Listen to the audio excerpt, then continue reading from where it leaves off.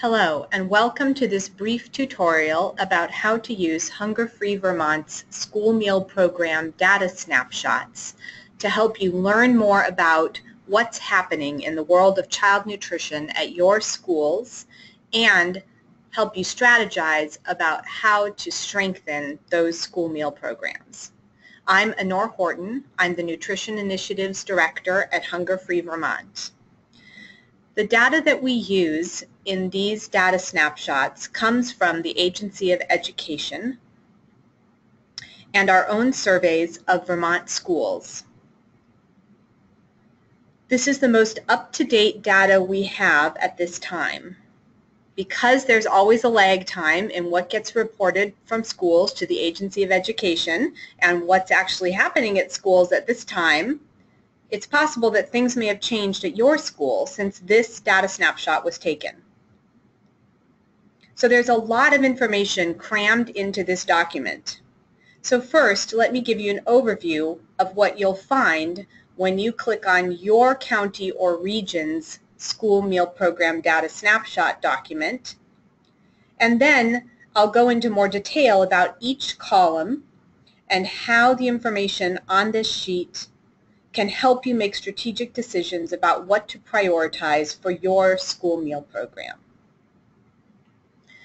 So first of all, these data snapshots are color-coded. The schools that are listed in dark green are schools that use either the Community Eligibility Provision or Provision 2 to provide universal breakfast and lunch at no charge to all students.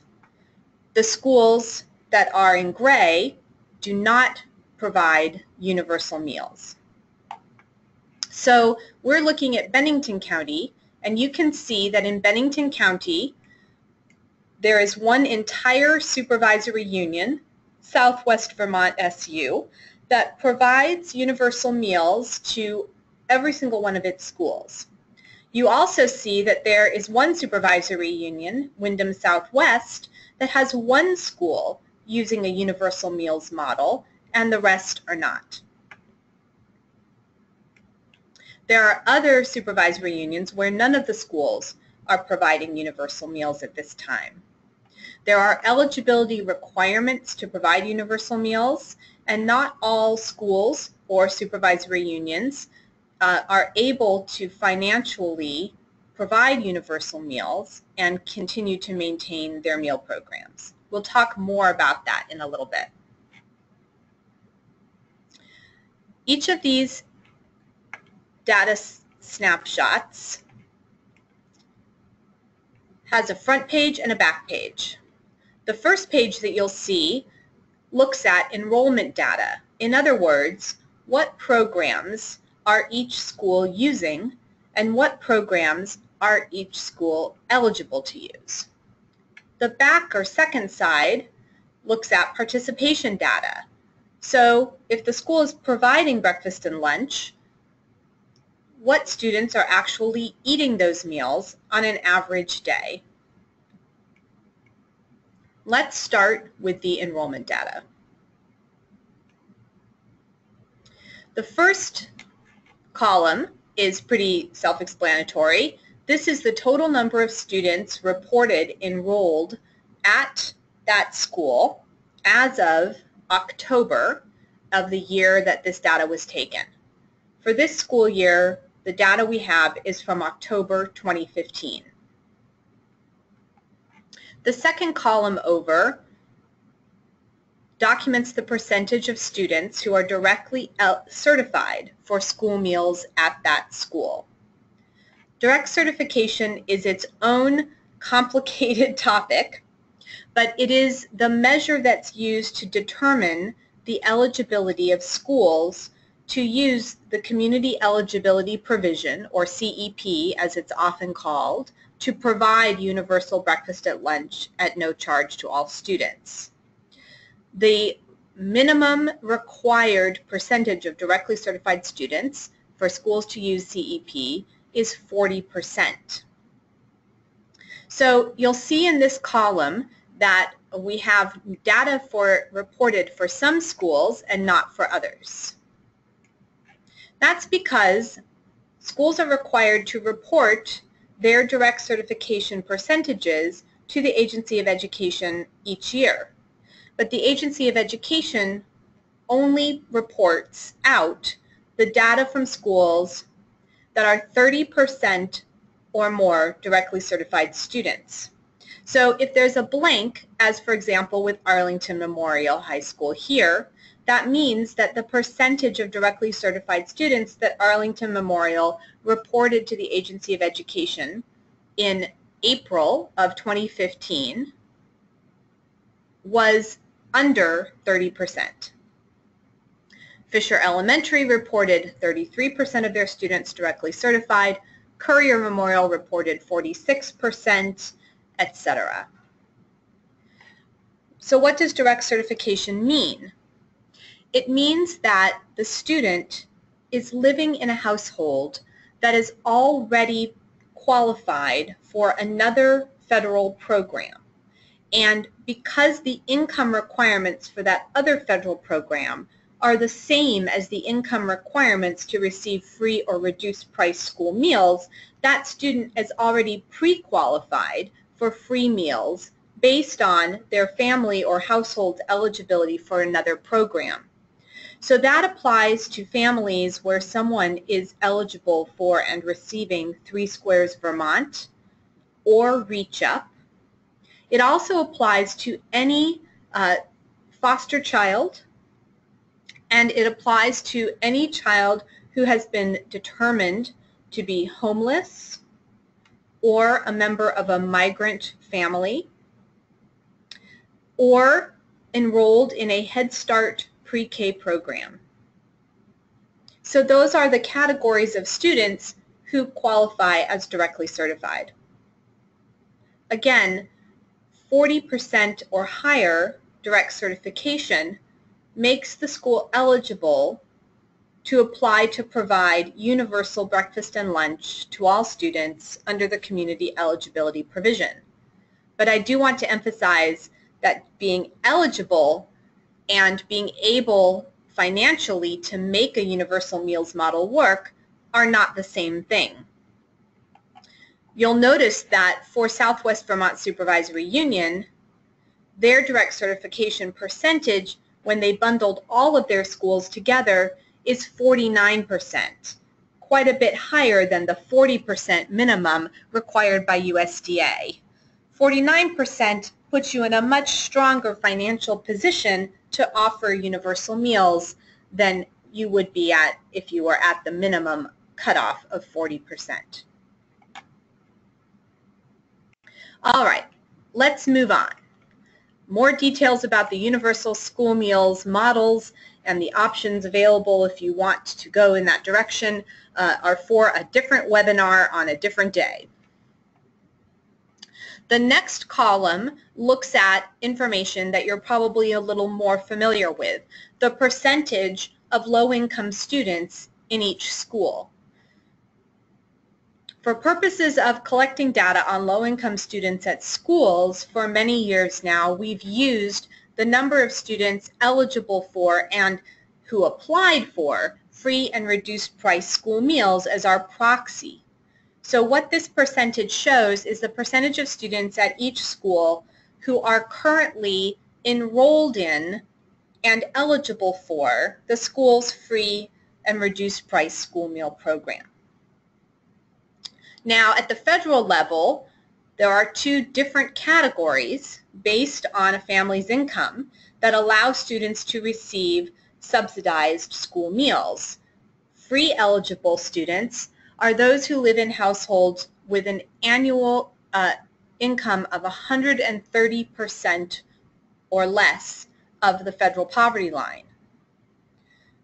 Between 131% and 185% of the federal poverty line makes you eligible for reduced price school meals, in which at the federal level, families are required to pay 30 cents for each school breakfast one of their children eats and 40 cents for each school lunch. However, in Vermont, we have eliminated both reduced-priced breakfast and reduced-priced lunch. In other words, the state of Vermont covers that 30 cents a breakfast and 40 cents a lunch that families are required to pay at the federal level. And so for the families involved, they don't experience that reduced price category at all. In Vermont, in terms of the experience of our students and families in schools, you are either receiving free meals or you pay for your school meals.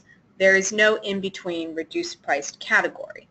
However, schools still have to count reduced-price students separate from free eligible students, because when they report that information to the state agency of education, and then the agency of education reports that information to USDA, they have to keep those categories separate, because the federal government reimburses schools different amounts of money for those two categories of students.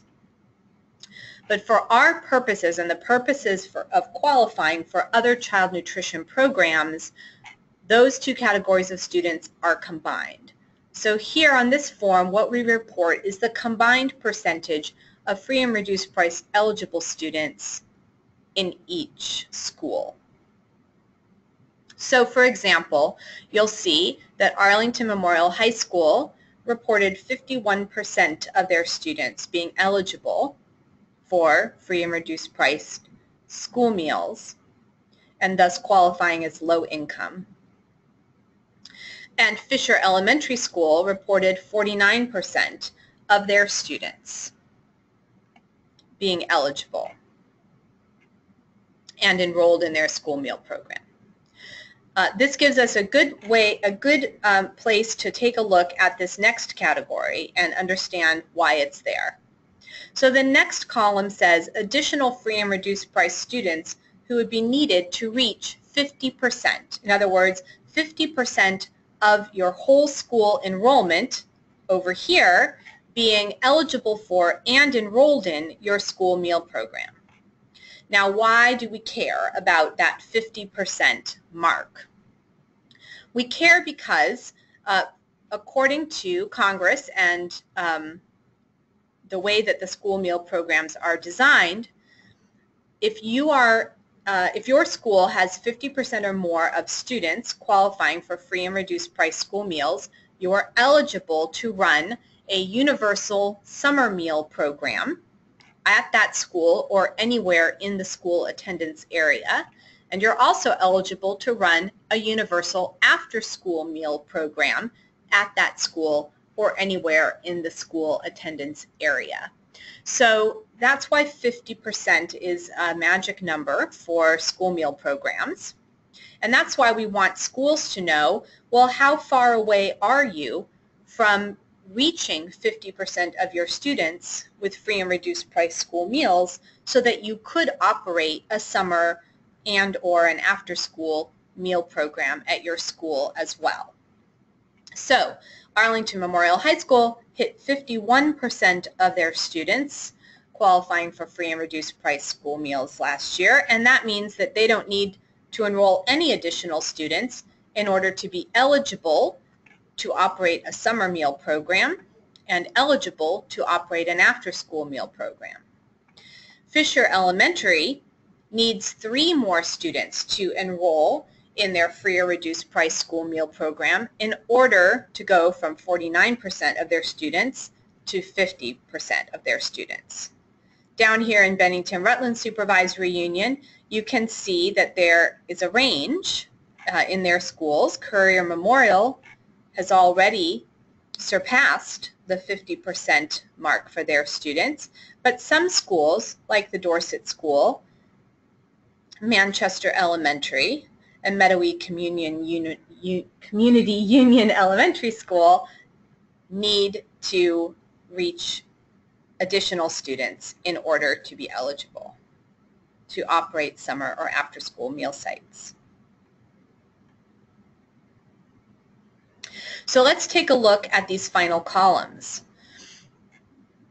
The summer meal site column documents which schools for 2015 were eligible or actually operated a summer meal site. So, and the after-school meal site column documents the same for an after-school meal program during the school year. NSLP snack is another option available to schools where they can provide a snack rather than a full meal after school as part of the National School Lunch Program that all of these schools already use. So this final column documents with an S those schools that operate the National School Lunch Program snack option. All right, so what do all of these different symbols and words mean in the summer and after school meal site columns? If there's an eligible next to your school in this column, it means that although your school is eligible to use the summer meal program or the after school meal program, they're not using it. Now, you may ask, well, okay, I understand that Arlington Memorial High School is eligible to operate a summer and an after-school meal site because they are over 50% free and reduced students. But why is Fisher Elementary deemed eligible? They haven't hit 50% of their students enrolled in their school meal program yet. Well, that's because there is an extra loophole in the summer meal and after-school meal site data, and that is that if a school is located in the attendance area of another school that is eligible, then that school can be a site even if they're not eligible themselves. Turns out that Arlington Memorial High and Fisher Elementary are actually located in the same town, and therefore Fisher Elementary is made eligible to operate these programs because of Arlington Memorial High School's 51%. All right, let's go down to the Bennington Rutland Supervisory Union.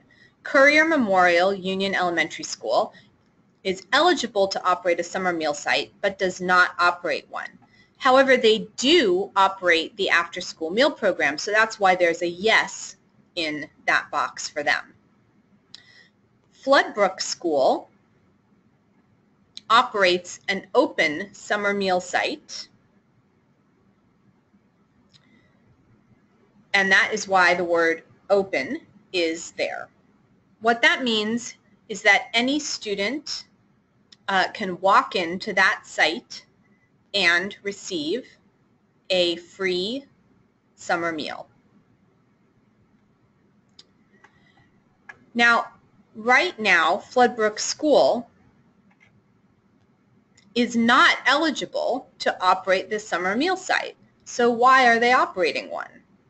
Well, it could be that FloodBrooke School is located in the same town as another school that makes them eligible, as was the case with Fisher Elementary and Arlington Memorial High. In this case, however, that isn't the situation.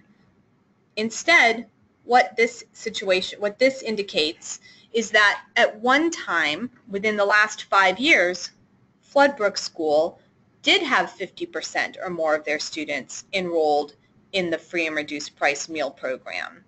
Because once you become eligible to operate a summer or an after-school meal program, you're guaranteed to continue to operate it, be able to continue to operate it for up to 5 years before you have to requalify. So at some point, if FloodBrooke School's percentage of free and reduced eligible students continues to be this low, they will lose their ability to operate their summer meal program. What are the X's for?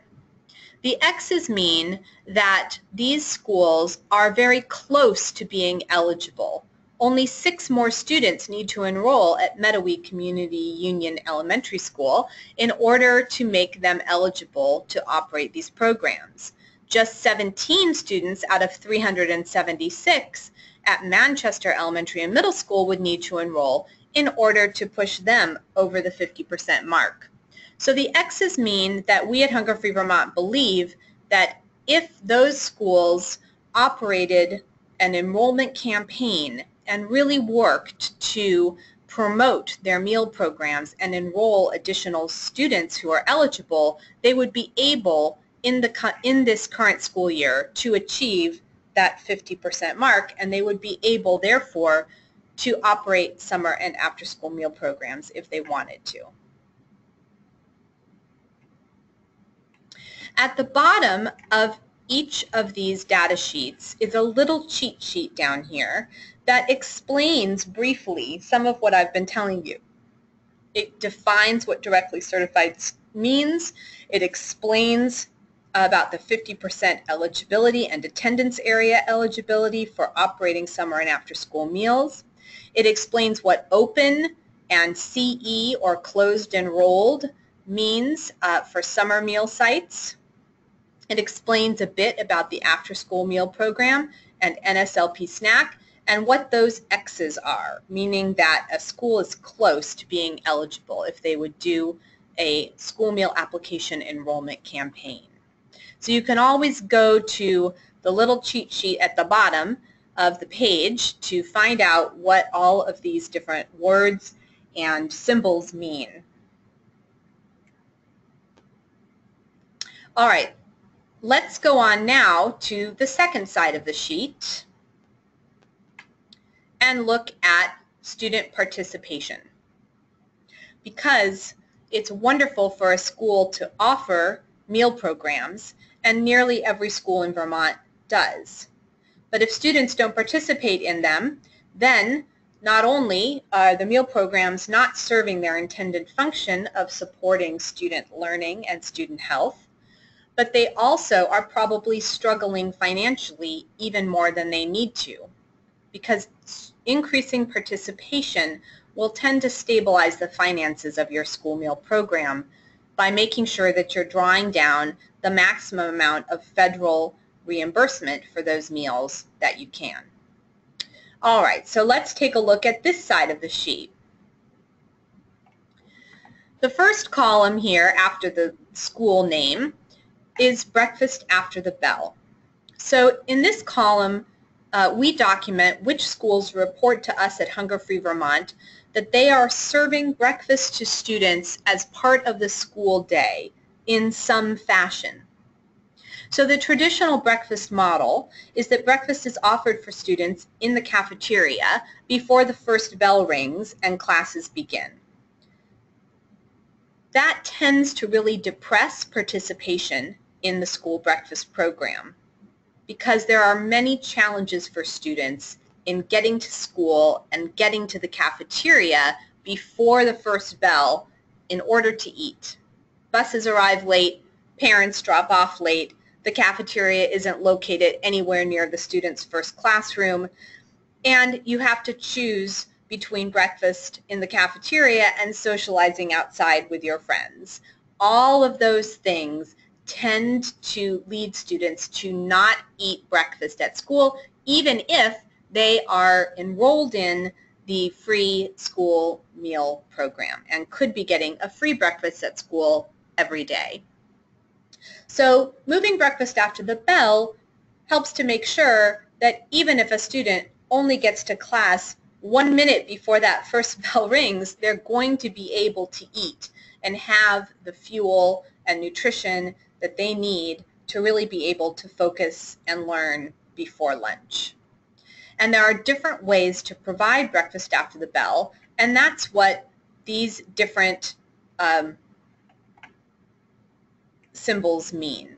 Again, down at the bottom of the page, we have a list of all of these definitions of breakfast after the bell approaches. So BIC means that breakfast is delivered and served in the classroom. BIC at S means that breakfast is served in the classroom at snack time. In other words, breakfast is served later in the day. And we often find that students, especially by the time they get to middle school, just aren't hungry first thing in the morning, and they're much more interested in eating breakfast if it's served a little bit later.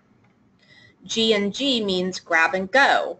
This is a breakfast option that's served in a portable way that students can either pick up in the cafeteria or even better on a cart in the hallway right on their way to class. They can eat what they want to or are able to before school starts, but they can also take that bagged breakfast to their classroom and finish their breakfast later on in the morning when they have time. Second C, or second chance breakfast, means that breakfast is served in the cafeteria before school begins, but students who arrive late are permitted to go to the cafeteria and get a portable breakfast that they can take and finish in their classroom so that they don't miss out on that breakfast opportunity.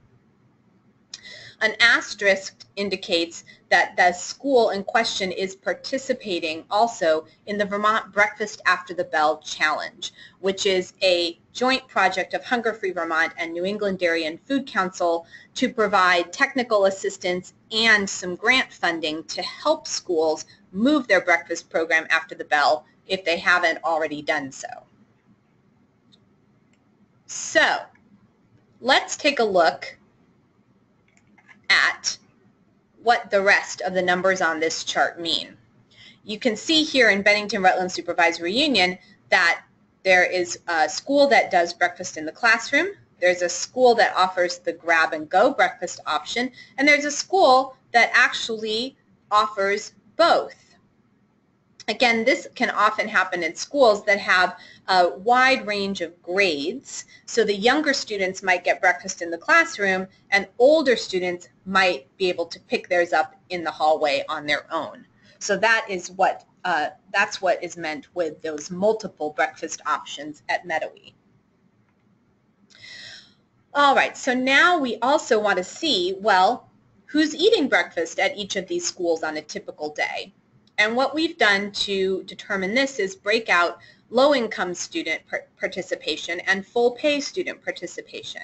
In other words, these are students who are enrolled in the free and reduced-priced meal program at each school. These are students whose families need to pay something toward their breakfast and their lunch. So we have breakfast participation on an average day for low-income and full-pay students, and we do the same thing for lunch over here in these two columns.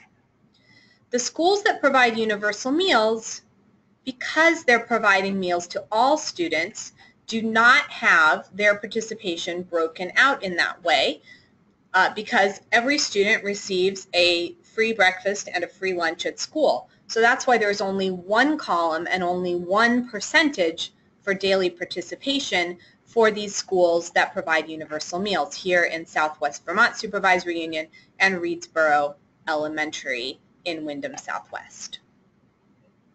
Here on this chart, we also indicate the very few remaining public schools in Vermont that don't provide one or the other of the meal programs. So for example, Stamford Elementary does not provide breakfast, but you'll see they do provide lunch over here. All right, so how can you use this data to help you strategize about where is the best place to go to work on strengthening your school meal programs? Let's take a look. Let's stay on the participation sheet for just a minute here, and let's take a look at what happens when a school moves breakfast after the bell in some fashion. Take a look at the Bennington Rutland Supervisory Union again. They're a really helpful example because they have multiple schools and they're doing different things with their breakfast programs. So you can see over here that at Courier Memorial, that offers breakfast in the classroom to their students, 52% of their low-income students and 74% of their full-pay students eat breakfast every day. Now that's a really unusual, especially this very high number for full-pay students eating breakfast. We don't often see that in Vermont, and when we do, we know, we can predict that it's because that school is delivering breakfast to the classroom and there's time set aside within the school day for students to eat breakfast, just as there is for students to eat lunch. And you can see that their lunch participation rates are also pretty strong at Courier Memorial School. The Dorset School, on the other hand, has a very, very low breakfast participation rate for both low-income students and especially full-pay students. Now, you know that this has got to have something to do with the timing of breakfast. It's not the food quality at the Dorset School. How do I know? Because look at what a high rate of participation they have in their lunch program for both low-income students but also full pay. If the food wasn't decent, these numbers would be lower than they are. So for the Dorset School, what jumps out at me, if I was consulting with them today, I would say, you know, the biggest leverage point where you could make a difference in child nutrition at your school would be to look at how you can move breakfast after the bell, because this is a big gap compared to the percentage of students who participate on an average day in their lunch program. I'd say the same thing for FloodBrooke. You can see, again, strong participation in lunch, weak participation in breakfast. Timing really is the key. Again, you can see this with Manchester Elementary, where their grab-and-go option has gained them a very strong participation, relatively speaking, among low-income students, although still not very strong at all among full pay. Meadowee Community Union Elementary School, that combines these two different breakfast approaches, has the strongest breakfast participation among low-income students in their supervisory union, but also a substantially stronger participation of full-pay students than does Manchester.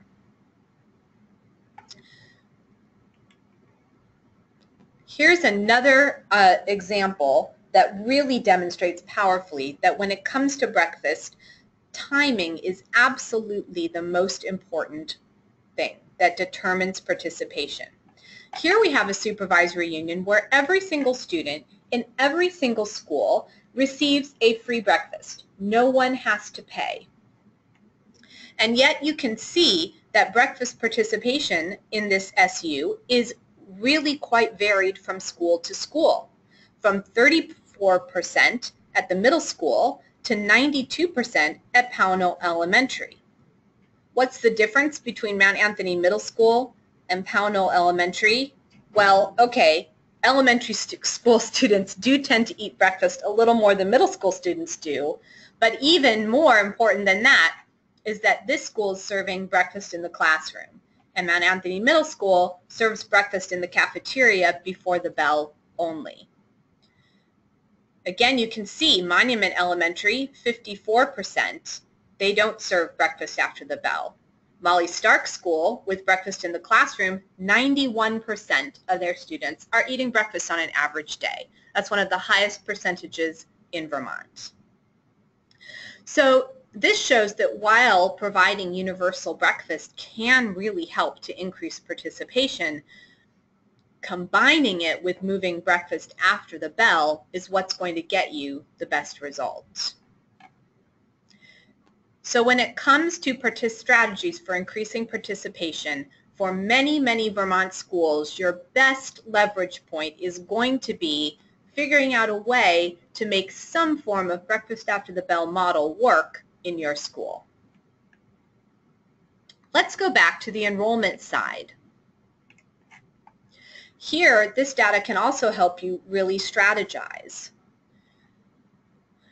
If I was consulting with Meadowee Community Union Elementary School this year, I would say to them, look, if you did an enrollment campaign and really worked to increase the number of students who turned in those school meal applications, I'm 100% confident that you could reach 50% of your students eligible for free and reduced price school meals. If you did that, then you'd have more choices available to you. You would be able to operate a summer meal site, either at your school or someplace else in your attendance area, like a library or a public swimming pool where kids congregate during the summer, and you could really help to fill that critical summer nutrition gap. Do you know that summer is the time of year when more kids go hungry in Vermont than any other time, and more families struggle to put food on the table than any other time because they're suddenly responsible for paying for that food that was covered by breakfast and lunch at school during the school year. Or you'd be able to operate an after-school meal program. If you do any kind of after-school enrichment activities or tutoring help, any kind of after-school programming at all, you're able to use the after-school meal program to provide a free meal after school to every single student, whether that student, him or herself, participates in your after-school meal programming or not.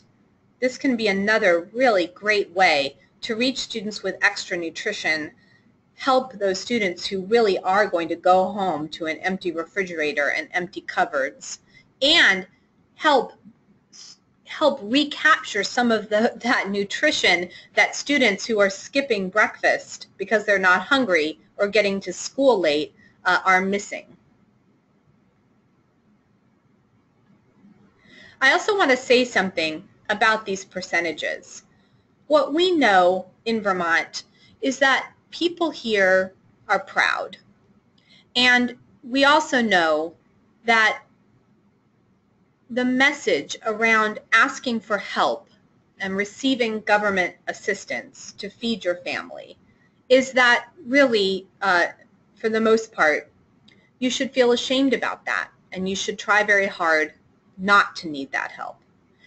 And what that does is it really discourages families from applying for school meals, even if they really need them.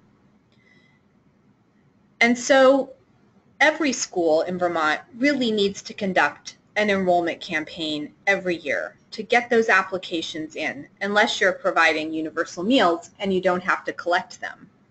But for most of our schools, that's not an option right now. We do need to collect those applications, and we need to find ways to explain to families that, first of all, they pay their taxes and they earned this assistance if they need it. And second of all, the more kids who are enrolled in our free and reduced price school meal programs, the more it becomes possible for us to operate universal free summer and after school meal programs that benefit every single student in the community and will also strengthen our meal programs financially. So I think it's really important to remember that no matter how well we're doing with enrolling students in our school meal programs, we're always missing some students who are eligible, because there are always families who really feel so uncomfortable and ashamed to fill out those forms that they're not doing it. So anything we can do to personally reach out to those families, to have them have the experience that filling out this very intrusive form that asks for a lot of personal income information from them, that them being willing to fill out that form, it doesn't just help them and their kids, it helps every kid in the community by helping our schools become eligible to provide summer and after school meals to every kid, along with activities, and really make sure that kids get taken care of in those very vulnerable out of school times. All right, well, I think that you have really demonstrated the patience of Job in listening to me talk through all of the different bits of information that we have crammed onto these school meal program data snapshots. I want to thank you for your time. I want to thank you for your interest in your school meal programs. And I want to urge you to give us a call at Hunger Free Vermont if you have ideas about how you'd like to work on your school meal programs, or you're looking at this data sheet and you're not sure where to begin. We are really eager to talk to you and consult with you and strategize with you and help you think about what to prioritize when it comes to strengthening and expanding your school meal programs.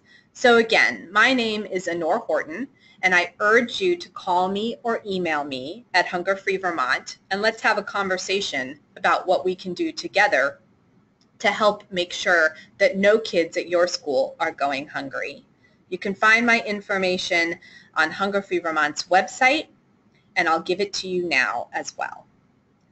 Give me a call at 802-865-0255 or email me at ahorton@hungerfreevt.org. Thank you so much, and take care.